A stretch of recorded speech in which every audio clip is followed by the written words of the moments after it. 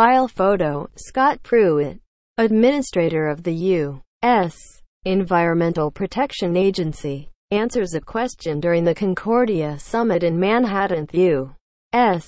Environmental Protection Agency said on Thursday it will seek input from state and local officials as it considers how to rework a 1991 rule meant to protect people from lead and copper contamination in drinking water. The agency invited state officials to give input on revising the lead and copper rule at a 2-hour meeting on Jan. 8 at the EPA's headquarters in Washington. EPA Administrator Scott Pruitt said the agency is seeking the input to properly address lead and ensure communities have access to safe drinking water. The move is part of the Trump administration's policy of consulting with state and local officials or national organizations that represent them when developing regulations.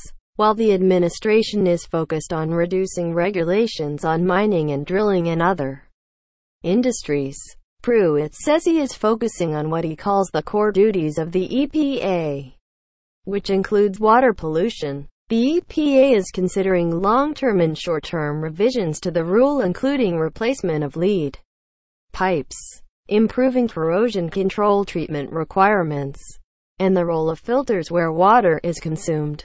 Lead is a neurotoxin that can damage brains and cause behavior and stomach problems.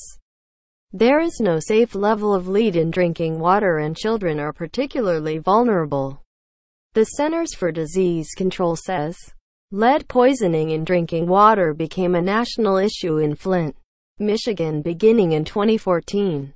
But high levels of lead have also been found in the blood of children in other cities including New York. Drinking water is primarily contaminated by corroding water lines and plumbing materials used in the home. The EPA sent a letter to the Environmental Council of States, the Council of State Governments, the National League of Cities, the U.S. Conference of Mayors, and other groups, inviting them to participate in the January meeting.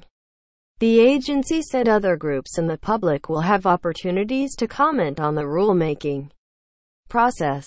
Reporting by Timothy Gardner. Editing by Margarita Choi.